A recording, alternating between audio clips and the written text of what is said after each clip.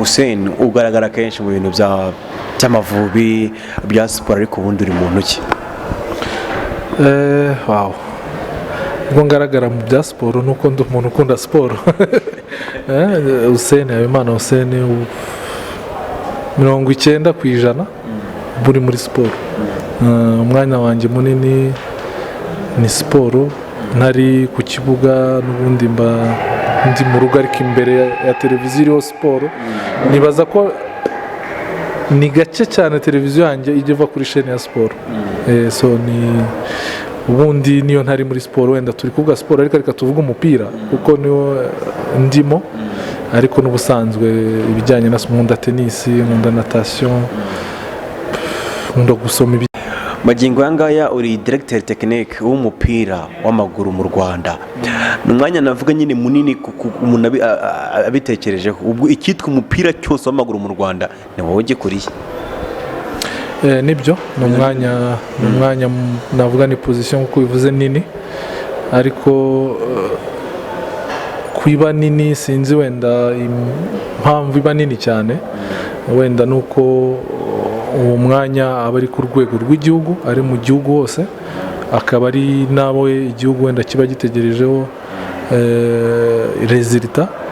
So niyo mpamvu wenda uba munini, ariko mu by'ukuri ufite ubushobozi cyangwa se ufite baggage, cyo nakwita knowledge, ubushobozi, ntabwo uba munini kuko uba ukora ibintu uzi, waciyemo. So biragufasha cyane kugira ngo bwa buremere bw'uwo mwanya n'ubundi burimo mu bintu bisanzwe, navuga ko bisanzwe kuko ari ibintu ubundi waragiye ukuriramo, wabayemo, so ari ibintu bisanzwe. Hussein ufite imyaka ingahe? Ubu 32. Icyumvikana kwa 11. Yego, uracyari umujene. Umwanya nk'uwo navuga ko kuri umupira w'amaguru mu Rwanda ku kigero rw'igihugu urasabwa gutekerereza umupira w'amaguru yabo ubwo n'ahazaza kuri ku myaka yawe, ku bujene bwawe, ibyo bintu ntibikugora? Nago nkuko navuze, nago bigomba kungora, ahubwo ibiri hanze y'uwo mupira cyangwa se abantu muba mukorana cyangwa se environnement nigora, ariko akazi kubwako nkuko nabivuze, natangiye kano kazi maze imyaka 8 n'ubundi nsanzwe nkarimo, wenda atari mu Rwanda, the condition nago ziba ari zimwe, ubushobozi bwo kugira ngo ukore implementation y'ibyo urimo cyangwa se ibyo utekereza ntago aba ari zimwe. So ibyo nibyo cyane bigorana, kugira ngo ubashe kubona ibyo uvanye hanze ubizanye hano. Ese ubushobozi burangana? Ese abantu barabyumva kimwe? Ese abantu barabasha kuguha n'umwanya ngo bakure kukore ibyo uzanye? So icyo nicyo kigorana kurusha kuvuga ngo ufite ubushobozi bwo kuba wagira ibyo ukora, cyangwa se ni ikibazo cy'imyaka. Ndibaza Mackenzie yaraje hano afite imyaka 30 gutoza ikipe y'igihugu. Lee Johnson wambanjirije mbere ya ngira ngo wanasimbuye yari De Jong, ariko mbere ya De Jong hari Lee Johnson, yari afite imyaka iri munsi ya 30. So ikibazo ntago ari imyaka, ahubwo no kuvuga ngo ese ufite iki, ufite ubuhe bushobozi, hari ibyo uzanye, noneho waba hari n'ibyo uzanye cyangwa se na knowledge, experience uzanye, abantu bakaba bakumva bakaguha n'umwanya noneho kugira ngo implementing ibyo bintu uzanye. Hanyuma hakaba ariho habaho evaluation yo kuba ati wa muntu koko arabishoboye, arabizi, hari ibintu ari gukora tubona byatanga umusaruro. Ntabwo ndi bukubaze ngo bigeze hehe, urabona bizagera hehe, n'ubundi hari abandi baba bikubajije. Twiganire mu buzima busanzwe rero. Umujene nkawe kuri ubu ngubu uri n'umunyarwanda, ni amahirwe ko akazi kagiye gahabwa n'undi abanyamahanga kenshi, ariko wamungani ngo ufitemo n'amaraso y'ubwarabu, nibyo? Uri umwarabu? Reka twe kuvuga wenda ubwarabu, harimo iwacu turavanze, harimo ashobora kuba harimo ubwarabu wenda nakwita nashyiraho kuri 15% cyangwa 15%. So iwacu turavanze, dufite imvanye nyinshi, ariko iya ngombwa nuko ndi umunyarwanda. Niko ndi umunyarwanda, mama ni umunyarwanda, akaba ari nayo yaganje kuko ni 50, izindi 50 sigaye irimo izindi mvange nyinshi. Ariko iya ngombwa niyo. Umubyeyi mwe wawe ari umwarabu? Oya, harimo nabikubwiye ngo harimo nka 20 nawe kuko aravanze. So reka dufate iyo ngiyo ya 50 niyo navukiye aha nkurira aha. So I'm a Rwandize kandi proud of being Rwandize. Sure. Ariko urambwiye uti nakoze ibyo ngibyo hanze y'u Rwanda, wakoraga he? En fait ngiye navuye hano ndi umwana, navuye hano mfite imyaka 16 muri 2003 mu kwa gatanu. So nabanje guca mu bihugu bitandukanye, amashuri nagiye mu Bwongereza, mu Bubiligi, muri Hollande, nagiye nyine amakipe yari atandukanye. Ariko natangiye gukora ibintu byo gutoza cyangwa se ibijyanye n'ibyo guhera muri 2010 mu Bubiligi. Nari mfite ikipe nakinagamo, ngira imvune nyinshi, nza guhagarara, banshyira muri ibyo byo gutoza abana. Nza gukora application n'ubundi y'ako kazi ariko muri Canada, kubera ko opportunity yari nziza, ama offer yari nziza, ndakabona ku kazi. Nza kwimukira muri Canada muri 2012, nimaze imyaka 2 bitangiye. So njya hariya nakoranye muri federation y'umupira ya Quebec, ndetse nza no gukora nagiye nzamuka. Urumva Canada buriya ifite ukuntu nayo yari isa nkaho ikiri muri development y'umupira.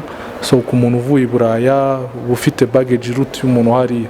So nagiye nzamuka byihuse ku buryo nagiye kuza hano no kipa umwanya n'ubundi wa directeur technique, maze nk'imyaka 2 nkukora, kandi muri association bari nini, mfite abana benshi cyane, kategori abakobwa abahungu b'imyaka guhera kuri 4 kugera ku kipe ya senior, mfite nk'ibihumbi 4 njera abatoza nka 300 400.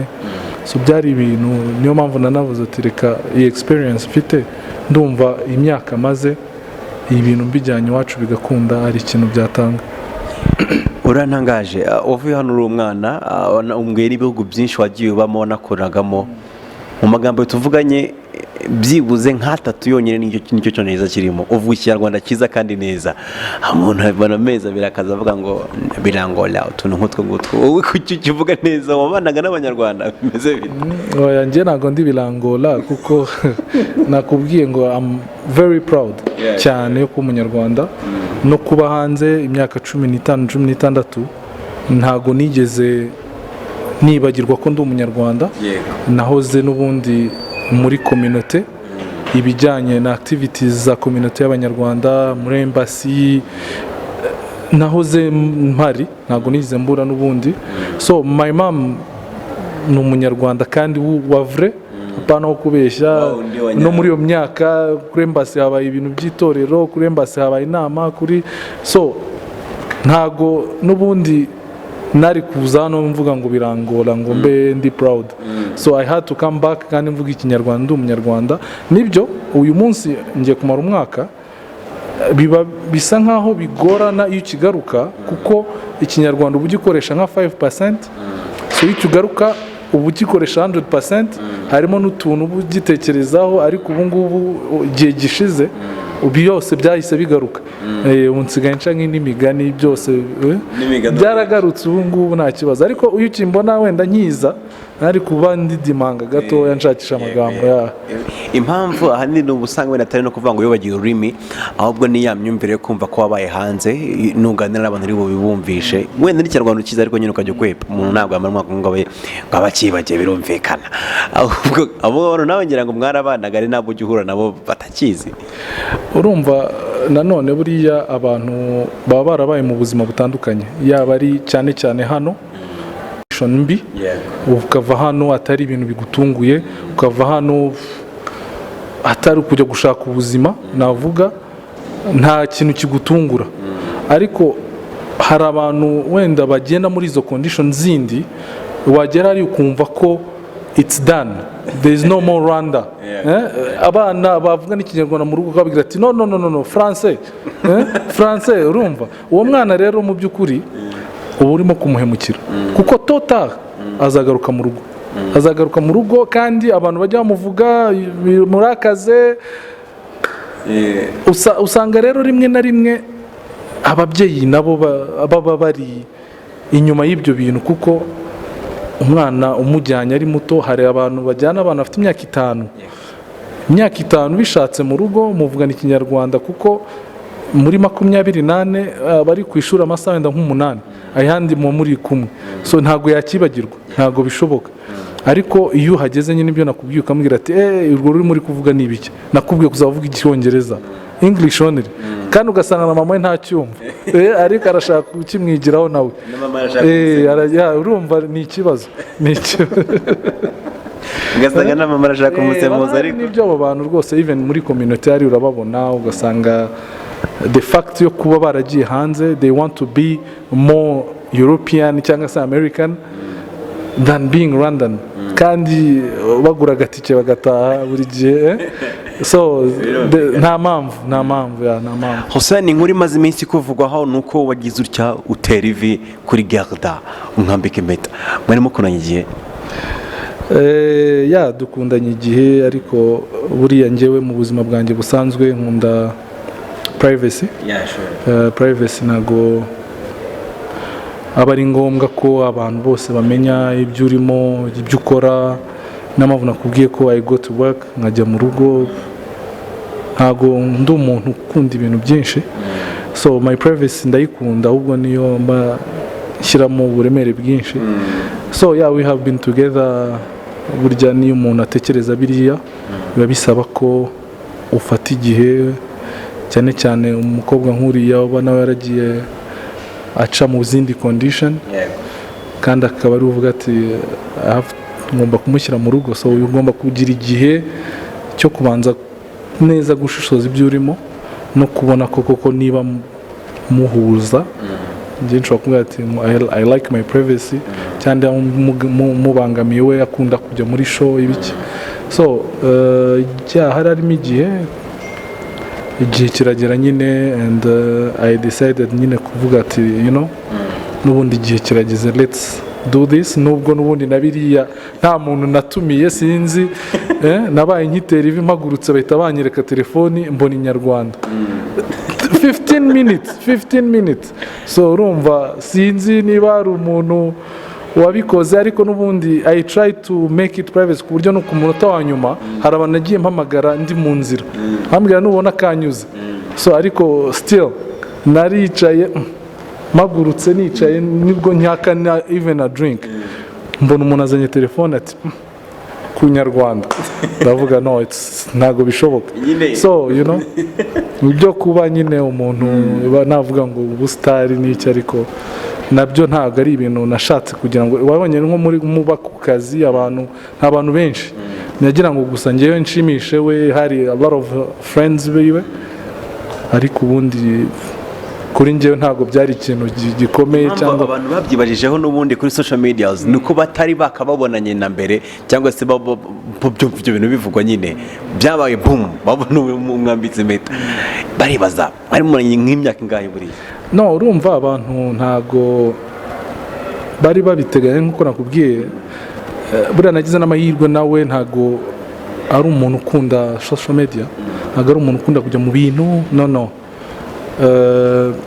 Abantu rero kubatunga harimo ababitekereje, kuko mu minsi ya nyuma nibwo natangiye kuzajya wenda mvuga ati tugende kureba na match abantu, but even that ushobora kuba ngiye ari inshuti yanjye, so nukuvuga ko nta muntu wari sure. Ndakeka even the cat igize kuvuga ngo uyu muntu, ariko ntiyabivuga nawe kuko there is no information, urumva wimenya amakuru ntago so abantu niyo mpamvu byabatunguye, wenda ababikekaga baravuze naye narabiketse, ariko nta muntu even n'inshuti ze cyangwa se inshuti zanjye ushobora gusanga bamwe na bamwe benshi byarabatunguye. So that's how I am, niko meze, that's my life. Burya ibintu iyo bigeze nibwo bishyira imbere y'abantu, kandi uba wamaze kwemeza ko it's the right time yo kubikora, ariko mu gihe even you yourself ukirimo kubyigaho ntabwo aba ari ngombwa. Kuri ubu ngubu rero nyuma yo gushinga ibyahise biba inkuru nini inyarwanda irandika abandi barandika bibazwaho kenshi nta minsi na myinshi ishize ntibyakujanye noneho kuko byabaye public. Ntabwo byanjanye nkuko nakubwiye I was ready. Nabikoze mvuga ati noneho I'm ready, anyone ashobora kumbaza. She was ready, urumva my family yiwe natwe tumaze kumenyana, so ntabwo ari cya kintu ushobora kuvuga ngo uraza guhura na mama wo mubaza kubwira ati ni ibiki, ntabwo ari cya kintu ushobora guhura wenda na famille, so byari bimaze noneho nayo imaze kuvuga ngo maze kubitegura ku buryo nanjye noneho people can yeah felicitation thank you ntabwo byari ibintu byo kuvuga ngo biraza kunjana no ntibyari ibintu bisanzwe. Nta abantu turahura ahubwo bakambwira ati kutantumiye cyangwa nkabwira ati nzabatumira mu bukwe biriya ntabwo byari ngombwa biriya ni ntabwo. Nyuma yo gutera ivi ibyagarutsweho yaba kuri Instagram bavuga bati uyu mwana yatumwe nta nubwo yaraza akaboko batanga kuko nibuka ko bamwambitse no ku buryo ntabwo yarazi ko ibyo biriya bintu bizaba. Ntabwo ari ikibazo cyo kutamenya. Urabona ngenda umwisilamu, for Muslims twambika ku ndyo. Twambika ku ndyo. So abantu bari inyuma nibo bavugaga ati left biramucanga. So but I kept ikaboko ke kindyo nari nkazi n'ubundi nyishyiraho still. So ntabwo ari ngo wenda nawe bishobora kuba byaramutunguye kuko ntabwo ari ikintu namubwiye ahubwo mbere ngo I'm gonna put the ring ku ndyo, ariko ntabwo ari ukuvuga ngo ntabwo twari tubizi cyangwa nuko abantu batamenye that uko ugiye nko kuri on the YouTube ukareba wenda nk'ama proposer yo mu bihugu by'Abarabu za Egypt za Turkey uzareba kenshi uzasanga bashyira ku ndyo because of that Muslim, ariko ni n'ubumenyi nyereka ko abantu benshi batafite ariko ushobora no kuba wabihindura kuko naramubwiye at the end nyuma n'ubundi namubwiye ati niba bikuje na it's okay you can put it on the lift, ariko umva nari mfite that thing mu mutwe ntabwo I couldn't change it ndaho nyine navuze ati okay let me put it, nyuma yaho nabona bimujena it's okay iyo ni kimwe mu byavuzwe. Ikindi cyavuzwe cyangwa se cyanagarukagaho kuri Instagram ngo aratwite. Ibyo ngibyo ntabwo ari byo rwose, ntabwo ari byo kandi bavuga bati impamvu umutipe yagize vuba ni uko ushobora kuzabyara vuba. Kugira vuba babitegereze. Iryo ntabwo babitegereze wenda babaze mbaho itariki reka mbaho itariki n'ubukwe ngira ngo ntabwo buri vuba kugira ngo mbereke ko tutazihuta. Ntabwo ari ejo, so ndumva ari cyo gisubizo. Ko twagiye tubona abantu benshi baporopoza igihe cyashara kinini. Abo ngabo nyine n'abafite icyo kibazo. N'abafite icyo kibazo. Ntabwo mvuze ngo ni kure ngo ni mu myaka, ariko ntabwo ari mu mezi abiri. So kugira ngo wenda iyo nda ntigaragare. Ubu ngubu ndabyongeraho n'atatu. Ndaza kongeraho nk'amezi 3 kuyo nateganyaga. Simbimukiye umwana w'abandi. Wenda reka tureke kuba wenda tunavuga ibyo, ariko mu by'ukuri ntabwo ari byo, ntabwo ariyo mpamvu. Nibyo navugaga ati wenda bitewe n'igihe twanateganyije harimo amezi makeya, ariko ntabwo twabikora gutya ari ibyo ngibyo. So I think bazamuna icyo gisubizo. Ubukwe bura muri uyu mwaka? Muri uno mwaka ariko maybe at the end. Mu mpera zaho bivuze ko uvuze to maybe at the end n'amatariki wamaze kuyapropoza n'imiryango byose birazwa? Ntabwo turapropoza, icyo gusa tuzi nuko normally at the end of this year, so the date and all that tuzabitekerezaho muri no minsi. Abajama benshi yaba tuziranye yaba nabo tuganira batinya kurongora abakobwa b'abastari, wowe ntabwo ufite?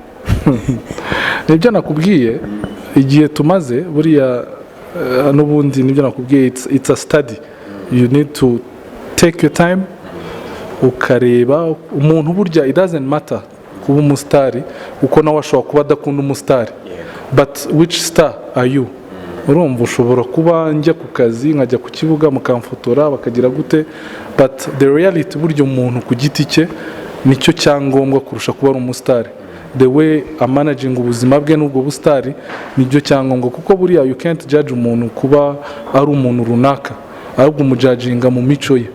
So that's why even it's good kuba ntago narongoye nyampinga w'u Rwanda, narongoye nyampinga w'umuco, so which is good also kuko that title ntago uyiha buri muntu, nuko n'ubundi uba wararebye ugasanga harimo akantu afite kajyanye n'uwo muco, kandi nkuko nakubwiye igihe tumaze, she can't hide for that time.